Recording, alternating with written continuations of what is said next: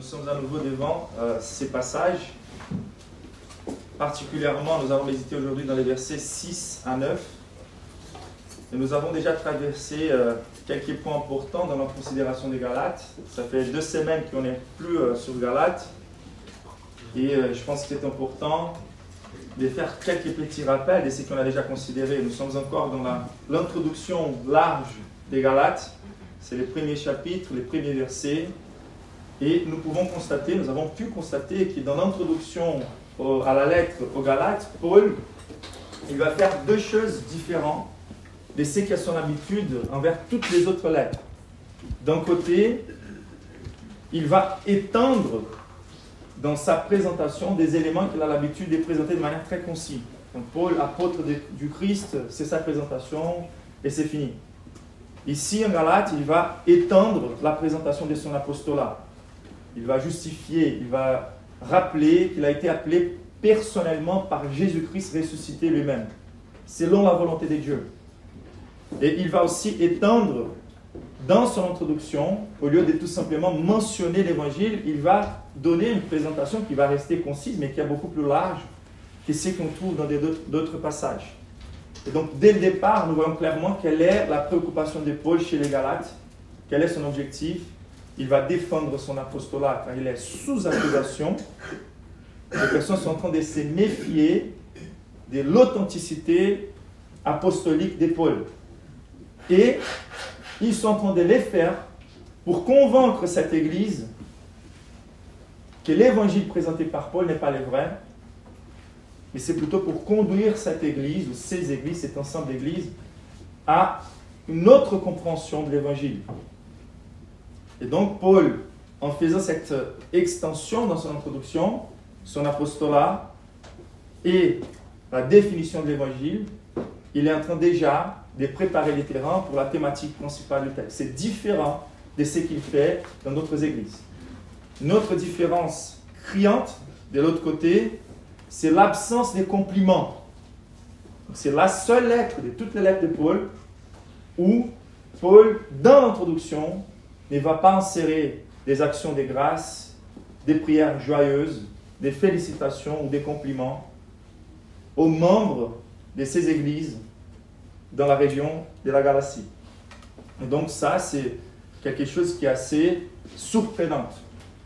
Et à nouveau, ce n'est pas quelque chose qui va présenter pour nous un homme qui soit inflexible, qui soit intolérant. C'est intéressant. Dans toutes les autres lettres, ce n'est pas que ces églises soient parfaites, mais elles sont plutôt en progression. L'évangile qui avait commencé son travail chez ces églises-là, il continue à avancer dans leur vie. Les personnes sont en train de progresser dans leur sanctification, sont en train de progresser dans leur compréhension de l'évangile, sont en train de progresser dans leur fidélité. Et même Corinthiens, qui est peut-être la lettre la plus reprochée, la plus corrigée en termes de quantité d'erreurs, elle commence avec des compliments. La conclusion que nous arrivons, c'est que Paul, il est très sage et il est très efficace dans son soin paternel et même maternel, comme nous allons voir particulièrement en Galates, envers ses enfants spirituels. Et normalement, à la proportion des erreurs, à la proportion des risques, Paul, il va porter d'abord les compliments avant de porter les corrections. Sauf que quand on arrive chez les Galates, les niveaux d'erreur et des risques est tellement grave qu'il doit agir comme un père et comme une mère. Que lorsque l'enfant est devant les risques les plus graves, n'a pas le temps de faire des compliments, il doit arracher sa main du feu, doit les délivrer d'un chemin qui mène à la mort.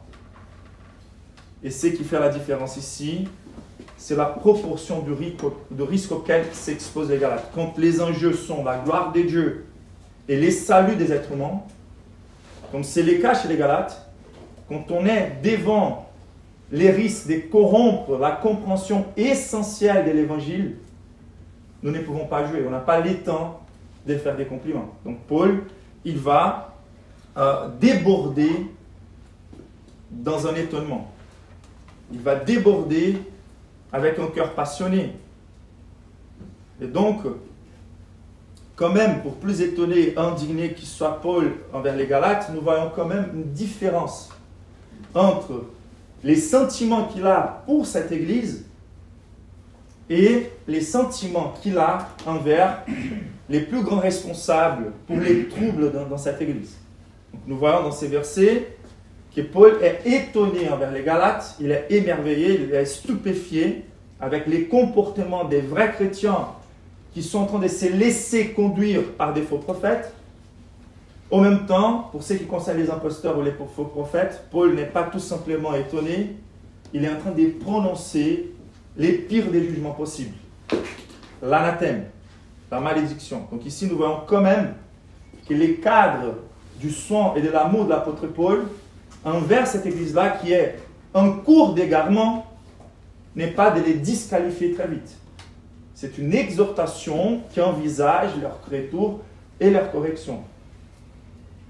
Et donc on voit que même dans cette correction, il y a de la grâce.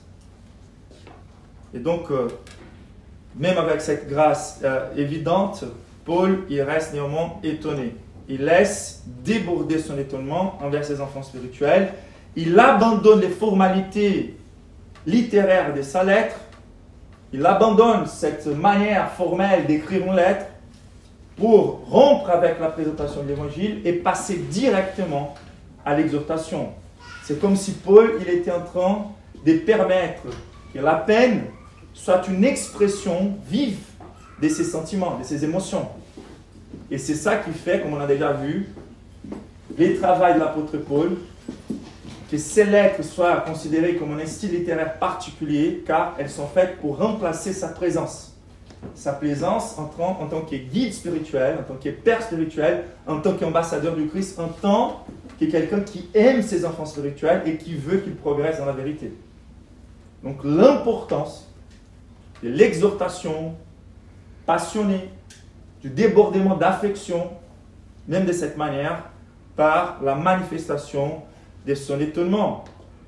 Et donc, il est étonné, il est émerveillé, il est abasourdi, stupéfait, il est choqué. C'est la signification du terme, avec toute la richesse de ses variétés. Donc là, nous voyons l'affection, l'urgence, la préoccupation. Et nous voyons aussi la fonction corrective. Car l'attitude dont on se communique avec nos enfants va les convaincre ou non de notre préoccupation. Donc nous devons prêcher l'évangile en conformité avec son contenu, mais nous devons prêcher l'évangile en conformité avec son esprit.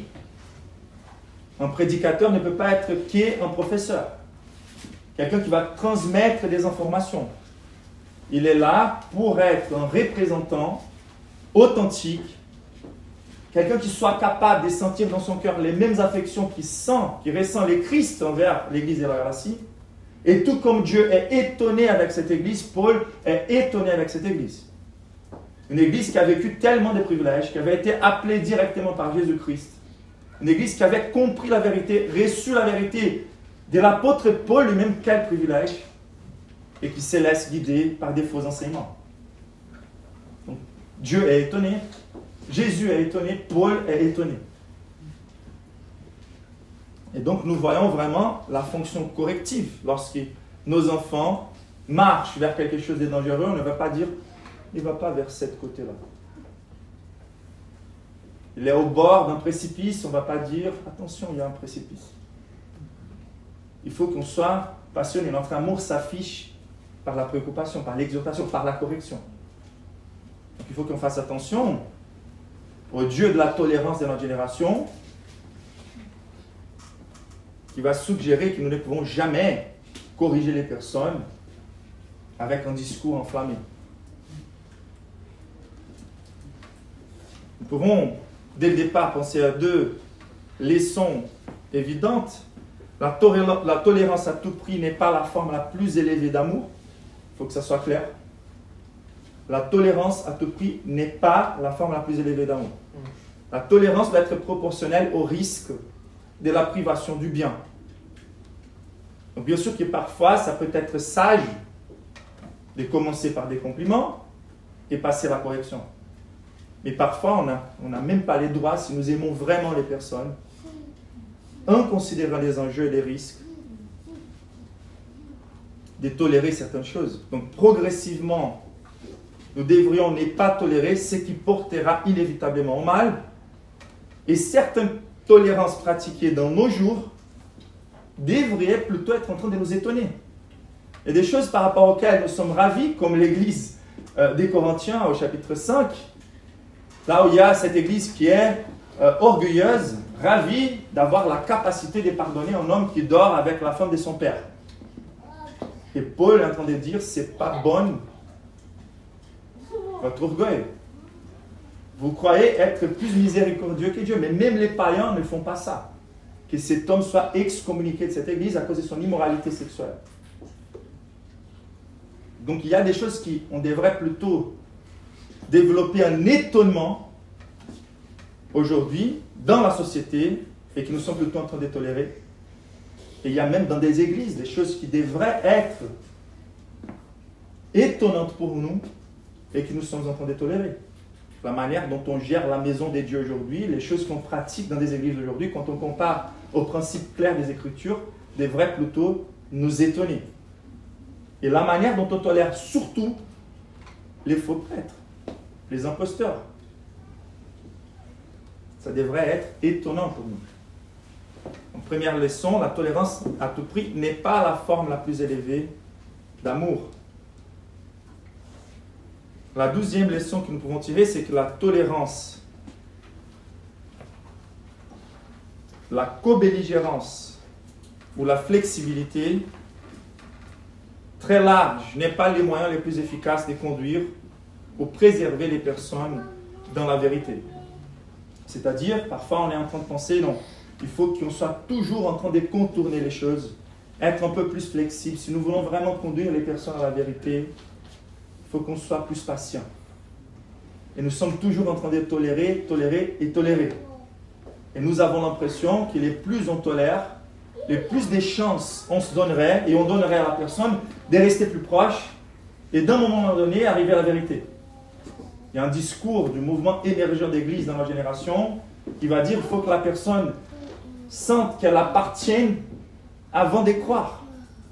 Il faut qu'elle se sente appartenir à la communauté avant de croire. Je suis d'accord qu'il faut avoir un accueil pour tous, qu'on soit chaleureux, mais nous ne pouvons jamais permettre que les personnes se sentent en train d'appartenir à Jésus-Christ avant de croire dans son œuvre. C'est impossible. L'union avec Jésus-Christ dépend d'une croyance. La croyance dans une œuvre spécifique qu'il fait. Donc si le vrai évangile n'est pas prêché, si le vrai évangile n'est pas compris, il n'y a pas d'unité entre un non-chrétien et Jésus-Christ. Entre un non-chrétien et même les peuples des dieux. Donc il faut qu'on sache très bien quelle est la limite pour être en train de coopérer avec certaines églises sous les risques d'être en train de valider des imposteurs, des enseignements imposteurs. Quelle est la limite pour nous imaginer, par exemple, à développer une vie, à se marier même, avec une personne qui est membre d'une église où le vrai évangile n'est pas prêché, où nous avons l'apparence d'évangile, mais l'évangile n'est pas là. Et qu'est-ce qui détermine à la fin, en fait, la différence entre des concepts théologiques par rapport auxquels nous pouvons diverger, des conceptions théologiques par rapport auxquelles nous devons développer un peu plus de flexibilité, avoir de la tolérance jusqu'à ce que la personne arrive à la connaissance de la vérité, et ce qui touche à l'essence de l'évangile, dont nous pouvons porter aucune tolérance, sous la peine de faire croire aux personnes qu'elles sont sauvées lorsqu'elles sont en train de marcher à larges pas vers l'enfer. Donc la tolérance, la co-belligérance ou la flexibilité très large n'est pas les moyens les plus efficaces de conduire ou préserver les personnes dans la foi.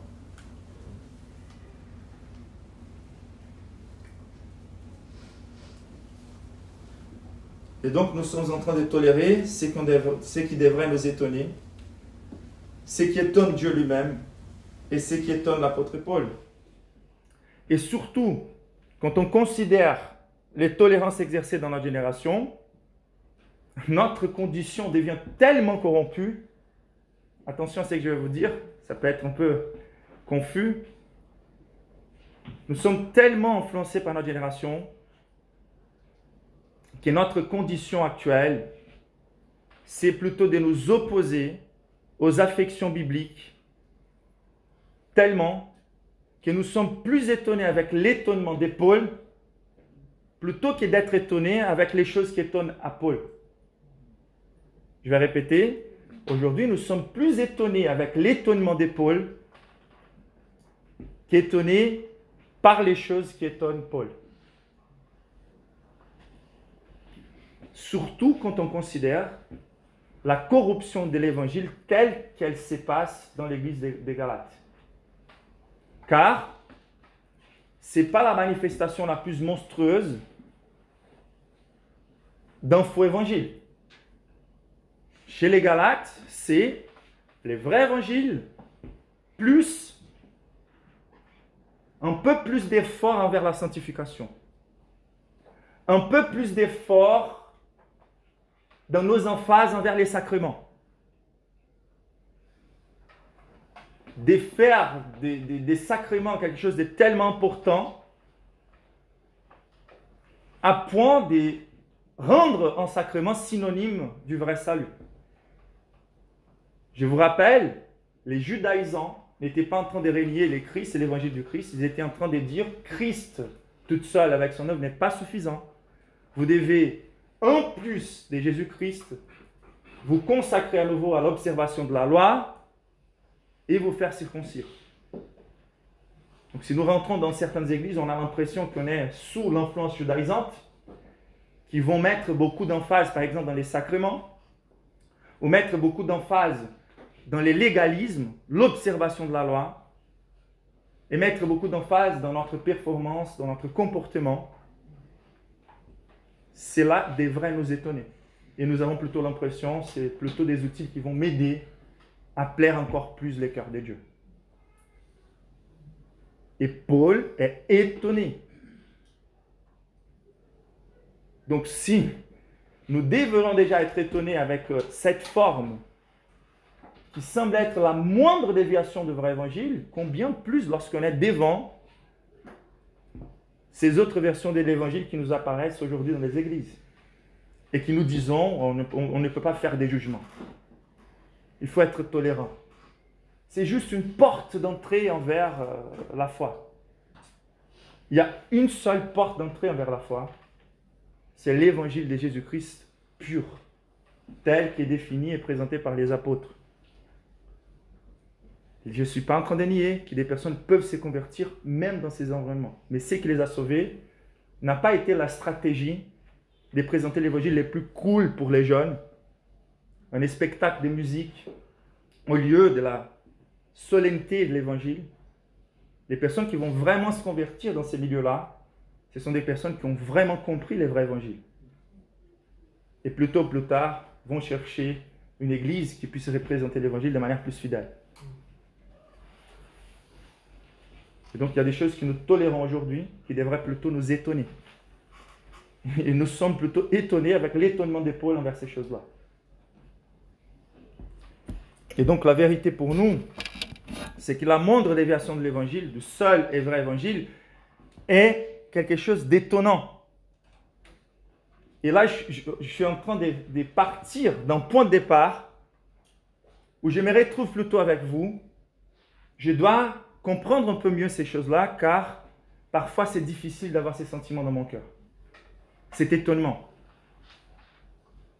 Et la réalité, c'est que si nous n'arrivons pas à avoir les mêmes sentiments de Jésus-Christ, son zèle pour les vrais évangiles, sa préoccupation pour la perdition de ceux qui pensent être proches du vrai évangile, mais qui sont encore complètement perdus à cause de la déviation de l'évangile dans lequel ils se trouvent, comment je peux m'exercer, comment je peux me rassurer que je me trouve en embrassant les vrais évangiles? Et l'une des réponses, c'est qu'il faut que je développe ces mêmes types d'étonnement. C'est quelque chose de spontané, d'authentique, mais qui dépend complètement de ma compréhension de l'évangile et mon attachement au vrai évangile, au vrai Christ. Car si ma relation avec Christ est intime, je serai également étonné envers toute déviation de la pureté glorieuse de l'Évangile. Et donc, nous devrions expérimenter les mêmes sortes d'étonnement que l'apôtre Paul.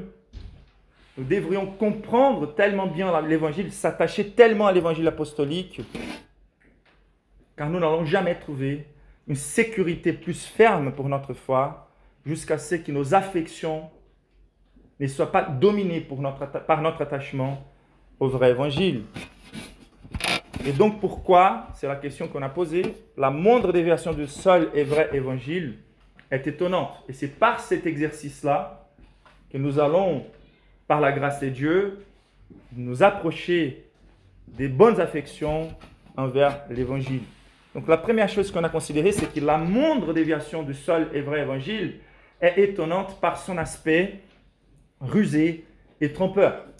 Donc si nous revenons au verset 6, « Je m'étonne que vous vous détourniez si vite de celui qui vous a appelé par la grâce du Christ pour passer à un autre évangile. » Donc cette expression « si vite » c'est quelque chose de très puissant dans les discours de l'apôtre Paul. Il est étonné car cette église qui a reçu un évangile de la meilleure qualité, l'évangile les plus purs possibles, livré par l'apôtre lui-même, est une église d'aujourd'hui qui est en train de suivre les judaïsants.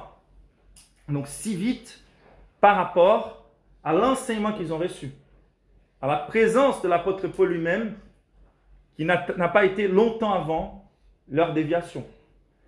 Dans un premier aspect, on voit que c'est étonnant. Tout d'abord, les efforts trompeurs diaboliques. Ça, c'est étonnant. La manière dont Satan travaille très vite pour nous détourner de la vraie foi. Ça, ce sont des efforts trompeurs. Donc, on voit si vite, donc c'est-à-dire si tôt, il est là, la vie chrétienne est une bataille. Nous pouvons être préoccupés avec les guerres, mais il y a une guerre qui est constante chez nous et que nous ne devons jamais reposer. Certaines guerres ont des armistices, des périodes, des pauses de guerre, mais dans cette guerre-là, il n'y a pas d'armistice. Et donc Satan, les plus tôt on reçoit l'évangile, les plus tôt il est là, prêt à travailler pour nous détourner de la foi. Et il fait usage aussi des agents rusés. Donc nous voyons ici, il y a des gens qui vous troublent. Donc c'est la manière de troubler. Troubler veut dire vraiment tromper. C'est de nous secouer à gauche et à droite. C'est d'ébranler nos convictions et nos affections. C'est de jouer avec notre conscience, avec nos convictions. C'est ce qu'ils font les agents de Satan, c'est-à-dire les imposteurs. Et donc, les moyens des agents très rusés, qui réclament une fausse autorité apostolique. Donc par là, nous voyons, lorsque Paul va dire, quand nous-mêmes vous présentons notre évangile, c'est car ces hommes-là étaient en train de se présenter comme des apôtres aussi. Donc ce que Paul est en train de faire, c'est ne vous soumettez pas à leur ruse lorsqu'ils se présentent comme étant des personnes avec grande autorité dans la foi. Et même si un ange du ciel, et pourquoi Paul dit cela? Car ces hommes-là, ils sont tellement rusés qui n'auront aucun problème à faire semblant qu'ils ont des expériences spectaculaires surnaturelles pour réclamer que leur autorité les a été communiquée par un ange. Les visions qu'ils ont pu voir, etc. Et donc, ce que Paul est en train de dire, ces hommes sont très rusés, ils sont diaboliques, ils veulent vous présenter un faux évangile et ils vont faire usage les plus vite, les plus tôt, de toutes sortes de tromperies pour vous convaincre dans notre évangile. Donc là, c'est étonnant de voir, notamment la manière subtile dont nous sommes égarés. Quand Paul dit c'est un autre évangile, c'est pour dire il n'y a pas un autre évangile, mais c'est une apparence du vrai évangile. Car les faux évangiles ne seront pas présentés par Satan, par sa facette la plus monstrueuse. Ça va nous donner toujours l'impression que c'est quelque chose qui est là pour améliorer ma relation avec Dieu. Donc c'est étonnant par rapport aux aspects trompeurs, diaboliques. Mais c'est encore plus étonnant, et c'est ça qui va enlever toutes nos excuses. C'est encore plus étonnant par le fait que les Galates sont en train de se laisser tromper. Et nous sommes très vite pour culpabiliser très tôt, et même plus, et même Paul va les faire, culpabiliser plus les agents trompeurs, les imposteurs, les faux apôtres, les faux maîtres. Mais la réalité, c'est que l'exhortation ici, primaire, est envers les Galates. Paul est étonné Non, tout simplement avec la capacité et la détermination des satans et des faux imposteurs pour tromper les chrétiens. Ça, c'est quelque chose qu'on doit plutôt attendre. Ce n'est pas la chose la plus étonnante. Ce qu'elle est plus étonnante, c'est qu'il y a des personnes qui ont véritablement reçu l'évangile, qui ont véritablement compris l'évangile, qui ont véritablement embrassé l'évangile, se laissent tromper par ces traditions humaines. C'est la manière dont ils sont en train d'exercer un oubli conscient, de donner de l'espace à la chair pour revenir à cet attachement au monde présent, à plaire les hommes. Donc nous sommes aussi responsables, nous qui finançons les faux pasteurs. Les prédicateurs de la théologie de la prospérité sont bien sûr les plus riches dans cette chaîne, car il y a ceux qui sont, au nom de Jésus-Christ, en train d'adorer l'argent et de se sacrifier dans ces environnements-là en soutenant les ministères des faux pasteurs. Et donc, ce que nous devons considérer, c'est que Paul va mettre l'emphase ici de manière très claire. Vous avez été appelés par la grâce, donc c'est lui qui vous a appelé par la grâce de Christ, ou c'est lui qui vous a appelé par grâce de Christ. Et donc, c'est-à-dire des personnes qui avaient eu une expérience personnelle avec les vrais Christ, les vrais saluts. Ça, c'est très important, car ça porte pour nous une question doctrinaire très importante. Ce que Paul est en train d'assumer ici, c'est qu'il s'agit d'une église authentique. Il s'agit des vrais chrétiens. Et rien que d'avoir une expérience réelle avec Jésus, c'est déjà suffisant pour qu'on ne se laisse pas tromper par des faux évangiles. Il n'y a pas d'excuse, car aucune chose ne peut dépasser la relation personnelle avec Christ, qui n'a jamais lieu dans l'expérience d'aucun converti, sans une compréhension essentielle de nos péchés et que le Christ est la seule sortie, la seule porte. Tous les vrais chrétiens ont cette expérience, indépendamment de notre capacité de formuler des phrases pour l'expliquer, de défendre les doctrines, etc. L'expérience de chaque chrétien avec Jésus-Christ, c'est l'expérience de quelqu'un qui nous a appelés par la grâce irrésistible. Et la réalité ici, c'est que ces hommes-là sont en train de se laisser tromper. Et c'est ça qui est étonnant. La seule chose qui vous a mis en contact avec Jésus, les vrais évangiles, maintenant vous êtes en train de vous dévier du seul schéma qui vous a amené à Christ, c'est-à-dire vous êtes en train de vous dévier du Christ lui-même, et vous en êtes conscient. Une autre chose qu'il va dire ici qui est assez importante, c'est l'expérience personnelle, mais aussi la connaissance doctrinaire privilégiée, l'évangile que nous vous avons prêché. Donc c'est Paul, plus son équipe qui avait prêché l'évangile. Donc le problème avec les Galates, ce n'est pas qu'ils ont reçu un évangile en parfait. Le problème, c'est qu'ils ont, donc là, il y a deux termes importants. Ils ont reçu de Paul et son équipe. Ils ont reçu avec un avertissement que les tromperies arriveraient. Donc, nous l'avons déjà dit. Paul a dit ça. Et en plus, ils ont reçu cet évangile. Donc, la responsabilité. C'est-à-dire, lorsqu'un évangile est prêché, et là, j'ai vraiment besoin de votre attention, car la foi chrétienne est une expérience personnelle avec Jésus-Christ, fondée et basée sur la compréhension de certains faits. Et à nouveau, ce n'est pas la formulation théologique la plus complexe, mais l'essence de l'évangile avait été comprise et avait été reçue. Ils ont reconnu comme vrai, ils ont validé comme vrai un ensemble des doctrines, des vérités définies et claires qui a été communiqué aux Galates. Vous avez reçu.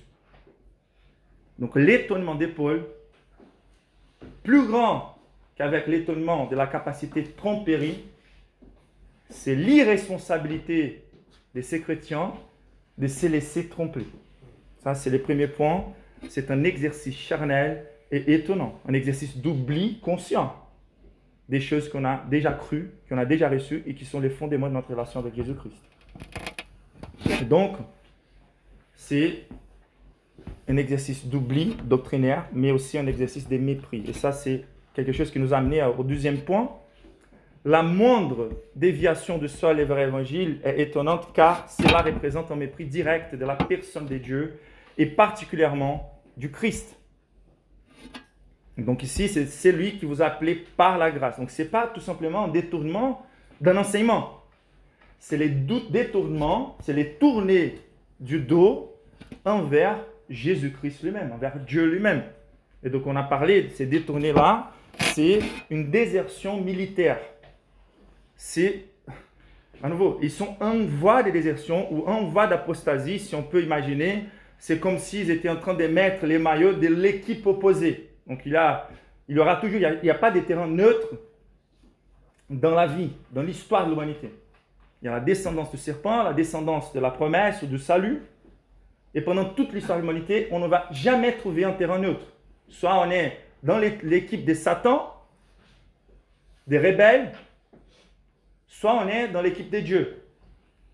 Et le problème, c'est qu'imaginez-vous, certains qui sont passés à l'équipe des dieux, et donc c'est un chemin sans retour, c'est une expérience pour toujours, c'est la grâce irrésistible qui nous a tirés envers Jésus, avec les cordages d'amour, et les vrais convertis ne vont plus jamais traverser une désertion qui soit complète.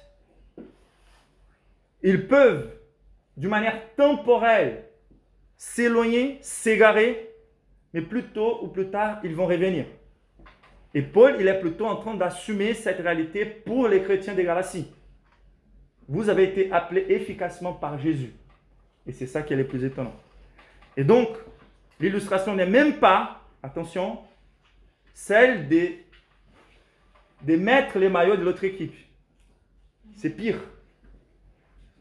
C'est de continuer dans les bons côtés de l'armée militaire, mais donnant tous les soutiens aux ennemis. C'est la pire expression des trahisons. Reconnus comme chrétiens, reconnus comme des vrais chrétiens, mais par cette tolérance, par cette proximité, par cette validation, nous sommes en train de permettre que Satan fasse les travaux les plus nuisibles qu'il peut faire à l'Église du Christ. Les travaux les plus nuisibles que Satan peut faire avec l'Église du Christ n'est pas celle d'enlever les saluts des vrais chrétiens, mais c'est de rendre la qualité de la vie chrétienne névrotique et c'est d'étouffer la capacité de l'Église d'évangéliser. S'il ne peut pas perdre ceux qui sont déjà sauvés, il va faire tous ses efforts pour perdre ceux qui sont encore perdus.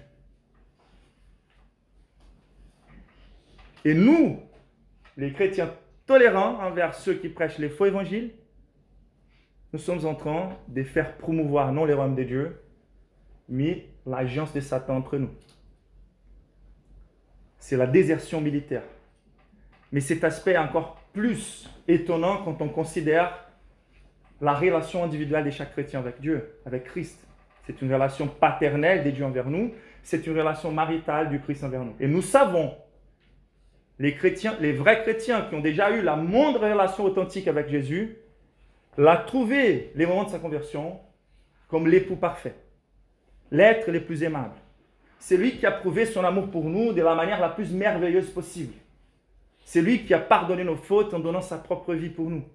Et c'est lui qui a la capacité de satisfaire toutes les demandes les plus profondes de nos âmes. Et donc imaginez-vous que nous savons que cette alliance ne sera jamais brisée. Notre alliance avec Jésus-Christ. Qu'il ne va jamais nous abandonner.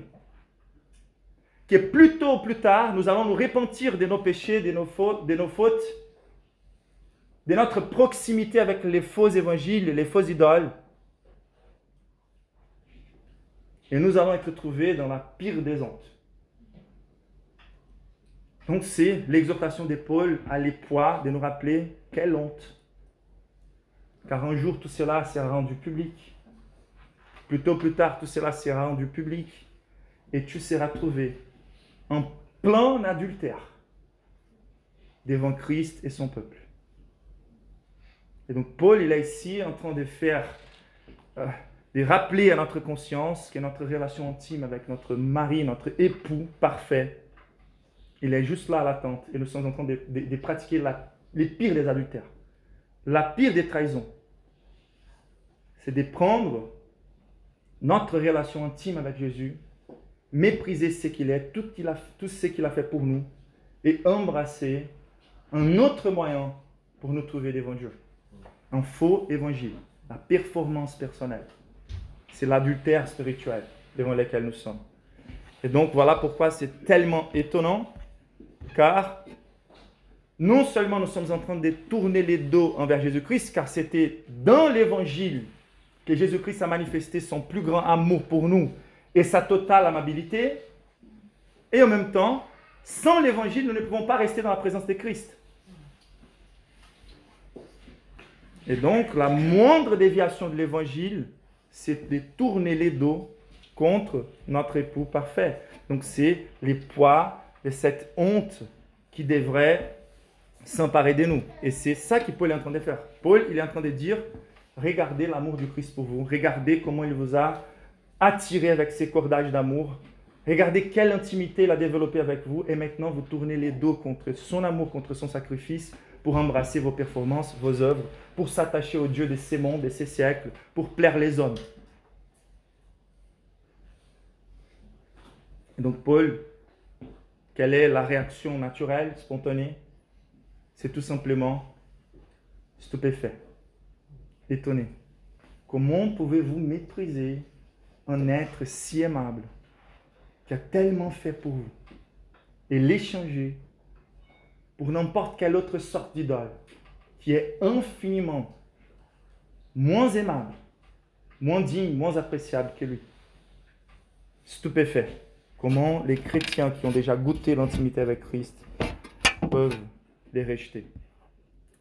Ensuite, et là c'est quelque chose de nouveau que je vais vous apporter, c'est que la moindre déviation du seul et vrai évangile est étonnante, car il y a un seul et vrai évangile. Car la moindre déviation du seul et vrai évangile transforme la bonne nouvelle en mauvaise nouvelle. Il n'existe pas un autre évangile.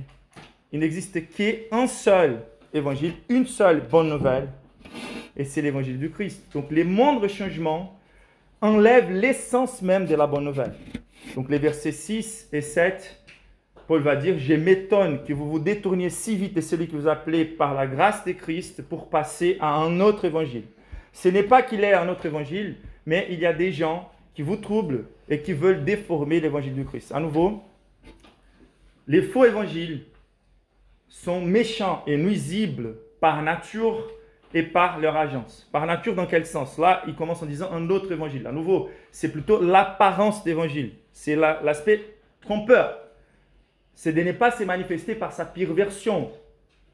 C'est de donner l'impression que nous sommes encore dans les cadres du vrai évangile. Et donc, Paul, il va au moins assumer que nous pouvons avoir l'impression d'être en train d'être devant notre opinion sur l'évangile. C'est une autre manière de voir l'évangile. C'est un autre style de présenter l'évangile.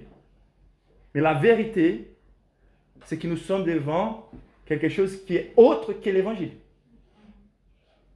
Il a l'apparence, l'impression. Et les agents aussi sont là, nuisibles et trompeurs. Des gens qui vous troublent. Et à nouveau, ce sont des personnes conscientes de ce qu'elles sont en train de faire entre nous. Des personnes qui vont occuper des places d'autorité. Et les termes, ils signifient plutôt spécifiquement secouer ou mélanger, qui portent dans d'autres passages bibliques la notion des mixtures. Si nous prenons un verre d'eau dans toute sa pureté et que nous mettons la moindre goutte de poison, ça a la capacité déjà de nous assassiner. Et c'est ça qui se passe avec l'évangile. L'évangile est si pur et si parfait que tout essai d'amélioration, c'est déjà la contamination. Il n'est pas passible d'amélioration. Et donc, c'est de troubler, de secouer, d'empoisonner, de présenter aux mixtures. Le seul évangile qui sauve, c'est l'évangile du Christ. Et pas l'évangile du Christ plus bonnes œuvres, performances, sacrements ou quelque chose d'autre. Donc, ça a une application aussi dans d'autres passages bibliques, aussi aux convictions qu'à nos affections.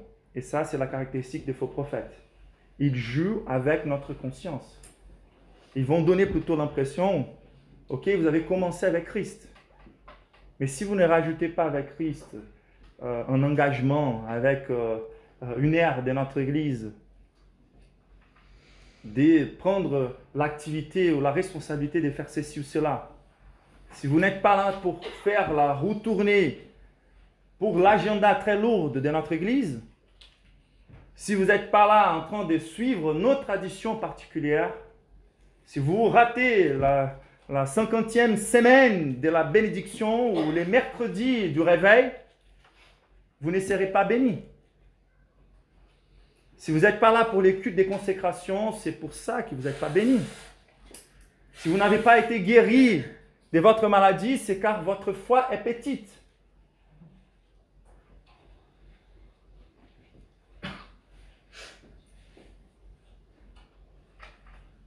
Christ tout seul n'est pas suffisant. Son œuvre n'a pas été si parfaite que ça. Il faut l'aider quand même. Et là, nous sommes devant toutes ces propositions devant nous. Des gens qui nous troublent, qui nous donnent toujours l'impression que même si un jour, dans les départs de ma foi, je me suis senti embrassé par les Pères Célestes, il est plutôt un Moïse à nouveau avec la loi, prêt à me condamner. Jésus a commencé la bonne œuvre, comme dit Spurgeon, mais il faut que Moïse la finisse. Et là, nous sommes névrotiques. Il joue avec nos convictions, il joue avec nos affections. On n'est jamais et plus jamais dans les cadres, comme on a vu il y a quelques dimanches, les cadres de la paix et de la grâce de Dieu fondés sur Jésus-Christ. C'est à nouveau un Dieu contre nous. Donc ils sont là en train de nous mélanger, nous secouer. Notre caractéristique intéressante, comme les présente Calvin, ils ont beaucoup la capacité de nous mettre en question. Des mises en question envers l'évangile de Paul, ou l'évangile de la grâce, ou l'évangile du Christ seul. Ils nous font névrotiques. Mais en même temps, ils ne nous présentent pas en définition claire de l'évangile. Très actifs pour condamner les personnes, pour appeler à gauche, à droite des églises, des sectes, mais n'ont pas la capacité de présenter l'évangile dans sa pureté. Car en vrai, la seule chose qu'ils peuvent nous présenter, Paul, il est dit, ce sont des personnes qui veulent nous troubler et qui veulent déformer l'évangile du Christ.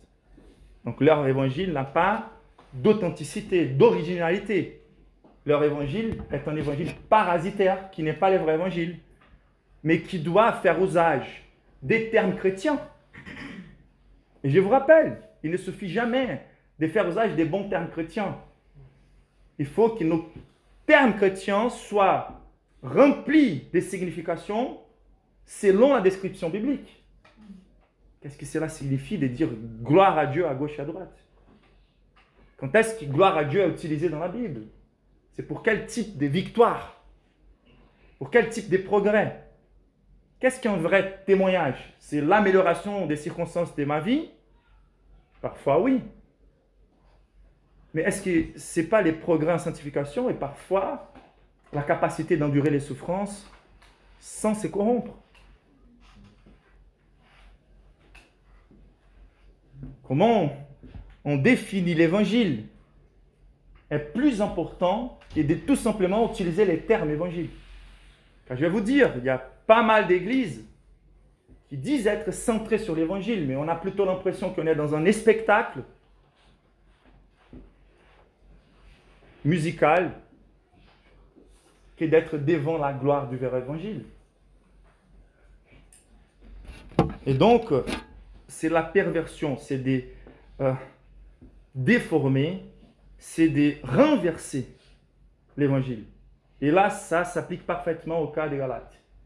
Car l'ordre biblique, c'est la loi pour exécuter un travail préparateur pour qu'on puisse comprendre notre besoin d'un sauveur qui soit capable d'accomplir parfaitement la loi, car pendant tous les temps qu'on a eu l'opportunité d'essayer par nos propres efforts à accomplir la loi, nous n'avons jamais réussi à présenter une obéissance parfaite pour conquérir notre salut personnel. On arrive à la conclusion, personne ne sera sauvé par la loi. nous avons besoin d'un substitut. Et donc Jésus y vient pour donner à la loi sa signification pleine, c'est-à-dire la loi incarnée, Jésus-Christ, en obéissant parfaitement à la loi et souffrant à notre place la punition que nous méritions souffrir, car personne n'a jamais gardé la loi parfaitement. Et une fois que Jésus-Christ est mort et qu'il a payé les prix de nos transgressions, aucune condamnation ne repose plus sur nous. Il peut nous créditer parfaitement sa droiture pour que Dieu puisse nous traiter comme si on était obéissant du début à la fin de la loi, dès aujourd'hui jusqu'à la fin de nos vies, indépendamment de nos oscillations dans la foi, de nos rechutes. Car notre foi, notre salut n'a jamais pu dépendre de notre performance. Et en même temps, on a crédité à Jésus-Christ notre transgression. Donc il a dû être puni à notre place. Et la même nécessité qui a imposé que Christ soit puni à notre place, la nécessité légale devant le trône de Dieu, c'est la nécessité qu'une fois que nous sommes déjà punis par Jésus-Christ, par Dieu en Jésus-Christ, il y a la nécessité que Dieu nous pardonne. C'est une nécessité légale si nous sommes unis à Christ dans sa mort. Le pardon est parfait, est fini, est accompli. Personne ne peut plus jamais jouer avec nos consciences si nous sommes en Jésus-Christ. Et donc là, ils sont plutôt en train de rendre ce qui est bon mauvais, car ils sont en train de renverser. Au lieu de commencer avec Moïse et finir avec Christ, Christ qui nous a mis dans une position, comme nous dit l'apôtre Paul, au-dessus de la loi. Avant, on était sous la loi. Maintenant, avec Jésus, on est sous la loi, sur la loi, pardon. Car nous marchons avec Jésus, avec la capacité d'obéir la loi. Mais en Jésus. Et ce qu'ils font les faux prophètes, c'est nous donner l'impression inverse. On a commencé avec Jésus, super, pardonné. Mais les moindres péchés, on est à nouveau sous la condamnation, sous la loi. C'est de renverser littéralement l'évangile. Et donc, c'est de renverser quel évangile? Ici, nous voyons clairement, c'est l'évangile de Jésus-Christ.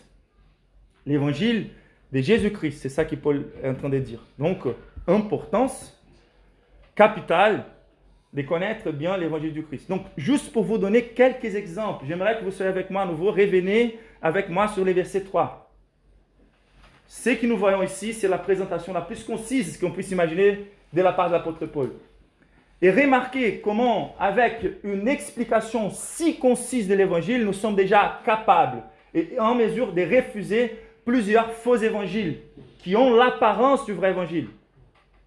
Que la grâce et la paix vous soient données de la part de Dieu le Père et de notre Seigneur Jésus-Christ. La grâce et la paix est le cadre complet de la vie chrétienne. Donc là, nous devons déjà refuser les légalismes, les judaïsants, les catholicismes romans et tout mouvement qui s'appelle chrétien, évangélique, mais qui nous fait revenir à un rapport envers Dieu hors du cadre des paix et des grâces. On a perdu la paix, on a perdu la sensation des grâces, ça dépend de ma performance, c'est fini, ce n'est pas le vrai évangile. Ensuite, la part de Dieu, notre Seigneur Jésus-Christ, qui s'est donné lui-même pour nos péchés. Donc c'est fini avec le libéralisme, c'est fini avec l'antinomianisme, les antinomiens, ceux qui sont contre la loi, ok, ceux qui disent que peu importe comment on vit aujourd'hui, car les textes, il va nous dire qu'il s'est donné lui-même pour nos péchés afin de nous arracher du présent siècle mauvais. Donc si ma vie n'est pas progressivement, naturellement en train de se détacher du présent siècle mauvais, si je ne progresse pas en sanctification, si je n'ai pas aucune préoccupation avec ma sanctification, je ne suis pas dans les cas du vrai évangile. Et surtout quand il dit qu'il s'est donné lui-même pour nos péchés, ça finit avec le libéralisme théologique, surtout les courants qui ne voient pas les sacrifices du Christ comme une œuvre d'expiation. Pour eux, c'est plutôt un grand pacifiste qui nous a donné un grand exemple de comment réagir lorsqu'on est persécuté. Il nous a laissé un modèle, mais il n'était pas forcément en train de payer exactement par nos péchés. Et la réalité, c'est qu'il s'est donné lui-même pour nos péchés. Donc c'est fini avec ces conceptions fausses de l'évangile. L'évangile du développement personnel ou du coaching, Le Christ est là pour massager l'ego. Et là, nous voyons qu'il s'est donné lui-même pour nos péchés. Nous ne pouvons pas développer une idée que Jésus-Christ est à la croix en train de mourir pour moi afin de mettre en emphase mon importance dans le cosmos. Non, mon importance, c'est que j'ai mérité ma contribution à cet évangile n'est pas ma valeur spéciale. N'est pas de penser, réfléchir au mieux en moi pour développer une vie plus réussie, apprendre à mieux convivre, nier mes faiblesses, mieux convivre avec ce qui est de plus évident en termes de mes manquements. Ce n'est pas de nier la réalité. Là, il est mort pour nos péchés. C'est pour nous délivrer efficacement de nos péchés. Et non pour passer un maquillage envers nos faiblesses, pour passer un maquillage sur nos misères. Au contraire, il faut commencer par la reconnaissance que nous sommes misérables. Et donc, bien sûr que l'Évangile reconnaît la valeur que nous avons intrinsèque, la valeur essentielle de l'être humain tel que créé à l'image de Dieu. Mais dans notre condition de corruption, nous sommes corrompus complètement. Toutes les facettes de nos vies sont corrompues. Et dès qu'on ne reconnaît pas notre misère et notre condamnation, on ne sera jamais en mesure de nous délivrer véritablement de nos misères. Nous ne commençons qu'à progresser en restauration de l'image de Dieu en nous lorsque nous reconnaissons combien misérables nous sommes. Donc c'est fini avec l'évangile du développement personnel, de l'affirmation de soi. Ensuite, Paul va dire, afin de nous arracher du présent siècle mauvais, qui va mettre à la fin avec toute la théologie triomphaliste et de la prospérité. C'est pour aujourd'hui et maintenant que nous allons réussir. Nous devons regarder les personnes qui sont à l'extérieur comme des ennemis de mon progrès. Mes prières seront centrées sur ma progression et ma réussite dans la vie. Et Dieu m'a promis que je suis tête et non queue et que je dois avoir aujourd'hui et maintenant la guérison de toutes mes faiblesses, être préservé de la pandémie, être préservé des guerres. Et lorsque ces choses-là ne se passent pas, on doit revenir vers les textes bibliques qui définissent l'évangile en nous rappelant que Dieu est là pour nous arracher du présent siècle mauvais. La vie dans les présents siècles sera marquée par ces événements. Et nous pouvons rajouter les causes politiques, l'évangile des causes politiques et des causes secondaires. Quand on commence à mettre beaucoup plus d'emphase sur l'engagement politique du chrétien, on doit se rappeler, l'utopie du gouvernement parfait ne va jamais avoir lieu sur terre. Le paradis perdu sera récupéré quand on arrivera à la gloire. Donc nous devons travailler bien sûr pour que les principes qui gouvernent nos civilisations soient les plus proches possibles des principes bibliques. Mais nous ne devons jamais mettre plus d'emphase sur cet aspect que sur la proclamation de l'évangile. La tâche numéro 1 de l'Église n'est pas la discussion de la politique, c'est la proclamation de l'évangile. Et un chrétien ne devrait pas être si engagé avec certaines causes secondaires. Même si les causes de justice sociale sont importantes, qu'on doit être engagé, mais nous devons toujours être plus engagés avec la cause de l'évangile.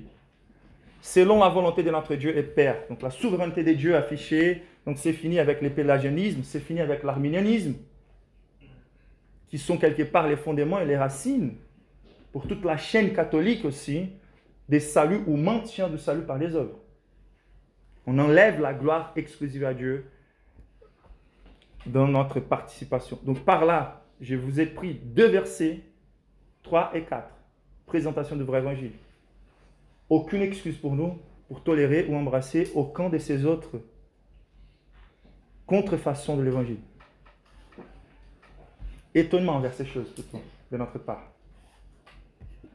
Et donc l'évangile de Jésus-Christ, le seul et vrai évangile. Et là, je pense que Paul ne pourrait pas porter une expression qui soit si disqualifiante envers les faux maîtres. Ce qu'il est en train de dire, ils sont en train de vous présenter un faux évangile. Mais ce qu'ils sont en train de présenter, c'est différent de l'évangile de Jésus-Christ. Qu'est-ce que cela veut dire? C'est-à-dire que l'auteur et l'origine de l'évangile est Jésus-Christ. C'est-à-dire que l'évangile que Paul a proclamé est le même évangile que Christ lui-même nous a proclamé. Car tous ces principes que nous venons de voir dans les versets 3 et 4 nous venons vers l'évangile et nous allons trouver tous ces principes-là bien plus développés. C'est l'évangile de Jésus-Christ, l'évangile que je vous ai prêché. Donc c'est lui l'auteur, c'est lui l'origine, c'est lui qui l'a proclamé tel que nous les présentons. C'est l'évangile de Jésus-Christ car c'est l'évangile centré sur Jésus-Christ. Donc à nouveau, on n'a pas besoin d'articuler longuement ou de devenir des experts dans toutes les fausses versions de l'évangile. Il suffit de faire passer ces tests. Est-ce que Christ est au centre? Est-ce que Christ est le fondement du début à la fin? Est-ce qu'il y a des choses, des thèmes, des résultats de l'évangile, des promesses par rapport à l'évangile qui ressortent plus, qui sont mises plus en emphase que ma relation directe avec Jésus? Est-ce que j'ai plutôt l'impression que mon plus grand désir, c'est d'être l'homme le plus saint de cette église? Celui qui a le plus de dons spirituels, les plus grands évangélistes? Ou est-ce que mon ambition principale, c'est de rester le plus proche de Christ possible? Qu'est-ce qui soutient ma foi du début à la fin? C'est l'œuvre de Jésus-Christ. Et maintenant, je commence à faire ma performance pour garder ma position devant la cible de la faveur de Dieu. Ou c'est Jésus-Christ à qui je vais recourir à chaque fois. À chaque fois que ma chair me rappelle que je suis corrompu et que je serai corrompu jusqu'au retour du Christ.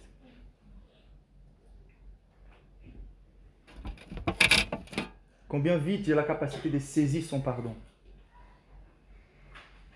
Une fois que je tombe dans un péché, où j'ai plutôt l'impression que j'ai un long chemin à parcourir pour restaurer mon image. Paul est en train de prêcher à des hommes égarés. Et il est centré sur Christ. Donc ce qui est important en termes de doctrine, c'est quelle exhortation, quel étonnement, quel égarement. Et Paul, en faisant usage des exhortations, des avertissements et même des punitions divines, car la persévérance des saints, c'est-à-dire le fait que ceux qui sont sauvés ne se perdront définitivement jamais, elle agit à travers les moyens des grâces. Et un des moyens des grâces qui vont ramener ceux qui sont en cours d'égarement à la présence du Christ, c'est l'exhortation passionnée. C'est l'étonnement apostolique. C'est l'étonnement des dieux. C'est de prêcher l'évangile pour que les personnes se repentissent de leur égarement et qu'ils reviennent à la foi. À point même, pour faire la transition vers les prochains points, à point même de communiquer les risques de trouver les mêmes destins que les imposteurs. Car quand Paul fait référence à ceux qui sont anathèmes, maudits, l'objectif de Paul, c'est de dire le suivant. Je crois, et je vois dans la Bible aussi. Si quelqu'un est véritablement sauvé, il ne sera jamais complètement égaré pour toujours. Au même temps, si les exhortations bibliques n'ont pas leur effet envers la repentance et la restauration, c'est un grand signe que cette personne n'a jamais connu le vrai évangile. Et donc elle doit attendre plutôt souffrir les mêmes destins que les imposteurs. Et donc, le dernier point, c'est que la moindre déviation du seul et vrai évangile est étonnante devant les risques imminents auxquels ceux qui l'embrassent et surtout ceux qui les prêchent sont exposés. C'est un risque éminent. C'est un destin inévitable. Paul, il va dire le souvent, si quelqu'un, même nous, ou même un ange venu du ciel, vous annonçait un évangile différent de celui que nous avons prêché, qu'il soit maudit. Et nous l'avons déjà dit, et je le répète maintenant. Si quelqu'un vous annonce un autre évangile que celui que vous avez reçu, qu'il soit maudit. Maintenant, est-ce que c'est la faveur des hommes que je les cherche ou c'est la faveur de Dieu? Est-ce que je cherche à plaire aux hommes? Si j'ai plaisir encore aux hommes, je ne serai pas serviteur de Dieu, de Christ. Donc, ce que Paul est en train de dire, qu'il soit anathème. C'est la déclaration des punitions la plus terrifiante de toute la Bible. Et ce qui est intéressant, c'est que pour défendre la place insurmontable de la pureté de l'évangile dans nos vies, Paul, il est en train de reconnaître que l'évangile se trouve au-dessus de la tâche apostolique. Attention à ce qu'il dit. Si quelqu'un, même nous-mêmes, prêche un autre évangile qui soit latin, ce que Paul est en train de nous enseigner, donc bien sûr c'est une possibilité rhétorique, ce n'est pas une possibilité réelle, mais il a en vue les discours des faux prophètes qui vont vous dire, j'ai l'autorité d'un grand pasteur, d'un homme de Dieu, et parfois même, j'ai l'autorité d'un apôtre. Comme aujourd'hui, on voit un mouvement d'apparition des nouvelles apôtres. Et donc, ces hommes-là sont en train de réclamer une autorité. Et ce que Paul est en train d'enseigner, la pureté du message de l'évangile est au-dessus de tout titre, de toute autorité qu'on puisse réclamer. Ensuite, Paul va dire, même un ange vient du ciel. C'est aucun mépris envers les anges. Les anges et Paul ont les mêmes objectifs. Les anges ont été créés pour promouvoir la gloire de Dieu, surtout telle qu'elle est révélée par l'évangile. Donc, les anges n'ont aucun problème avec cette phrase d'apôtre Paul. Ce que Paul est en train de faire, c'est de nous communiquer cette vérité. Même si un ange qui puisse réclamer venir du ciel, et encore pire, même si ces personnes-là disent avoir reçu d'un ange des révélations nouvelles, si l'évangile qu'ils présentent n'est pas le vrai évangile, sachez, il ne s'agit pas d'un vrai apôtre. Il ne s'agit pas d'un vrai ange, c'est plutôt un diable. C'est l'œuvre démoniaque qui est en train d'agir. Et comment cet homme si populaire, un prophète confirmé, qu'il soit anathème, maudit, qu'il soit reconnu comme un agent diabolique. La même chose qui peut faire qu'un apôtre devienne un anathème, un maudit, c'est la même chose qui fait la différence entre un ange et un démon. C'est ça que Paul est en train de nous enseigner. Et ce qui fait la différence, c'est la pureté de l'évangile. Dans un certain point, d'une certaine manière, la tâche exclusive des apôtres, comme on a vu, était l'inspiration du Saint-Esprit pour définir l'évangile sans erreur, dans sa pureté. Mais les faits qu'ils sont en train de définir l'évangile d'une fois pour toutes pour nous dans la Bible, dans le Nouveau Testament, ne signifient pas qu'ils sont l'auteur de l'évangile. L'évangile, c'est l'évangile de Jésus-Christ. Ce qui valide la tâche apostolique, c'est plutôt leur capacité de présenter l'évangile fidèle. Et s'ils ne présentent pas l'évangile fidèle, non seulement ils ne peuvent plus être reconnus en tant qu'apôtres, ils doivent être reconnus comme les pires des malédictions, des malédictions. C'est anathème. Et c'est intéressant car Paul dit ici, il commence par des hypothèses rhétoriques en disant, même si nous aussi on ange, mais il finit avec une réalité concrète. Car il dit à nouveau, nous l'avons déjà dit et je le répète. Ça c'est intéressant, c'est que les commentaristes vont dire à propos de ça. Nous l'avons déjà dit, on a travaillé en équipe, moi et mon équipe, nous vous avons présenté l'évangile, nous vous avons averti en avance, mais je le répète. Donc Paul va reprendre sa position apostolique car il est rassuré du fait qu'il présente les vrais évangiles, qu'il a présenté les vrais évangiles, qu'il est un vrai apôtre. Et maintenant, dans la position d'ambassadeur, des représentants de Dieu, il n'est pas en train d'exprimer un désir. Il n'est pas en train d'exprimer une opinion. Paul, il est en train de parler sous l'autorité d'inspiration divine et de communiquer avec exactitude les mêmes sentiments de Dieu envers ces personnes et la même déclaration de Dieu envers ces personnes. Si quelqu'un, je l'ai dit, donc il reprend la position d'autorité qu'il a en tant qu'apôtre, et toute seule, il va dire, et je le répète maintenant, si quelqu'un vous annonce un autre évangile que celui que vous avez reçu, qu'il soit maudit. Nous n'avons aucun droit de présenter aucune autre idée, aucun autre traitement à tout prédicateur d'un faux évangile. Surtout pour ceux qui les font de manière consciente. Car, à nouveau, c'est de rendre la bonne nouvelle une mauvaise nouvelle. Pourquoi? Car Jésus-Christ lui-même, Jean chapitre 3, nous enseignait, je ne suis pas venu pour juger les mondes, celui qui ne croit pas en moi, il est déjà jugé. Toute l'humanité, à cause de sa rébellion contre Dieu, va à l'enfer à cause de sa responsabilité. Donc nous sommes tous condamnés. Sauf que Dieu a pourvu un moyen de présenter un salut pour l'humanité. Donc certains vont refuser, seront jugés. D'autres vont accepter, seront sauvés. Mais il y a un groupe particulier de personnes. Donc, de manière générale, tous sont condamnés, mais d'une manière particulière, il y en a certains qui sont particulièrement condamnés. Et sont ceux qui se sont approchés du vrai évangile, qui ont tordu les vrais évangiles et qui ont proclamé un faux évangile à la place du vrai. Des personnes qui occupent des positions d'enseignement, d'autorité, qui se font maîtres entre nous et qui présentent les faux évangiles. Ce sont ceux qui vont souffrir la plus grande sévérité de condamnation. Une place particulière réservée pour eux à l'enfer. Car ces termes anathème, à nouveau, c'est une déclaration des jugements dont on ne peut pas échapper. C'est leur destin inévitable et ça devrait servir à tous les chrétiens comme grand avertissement. Regardez qui vous côtoyez.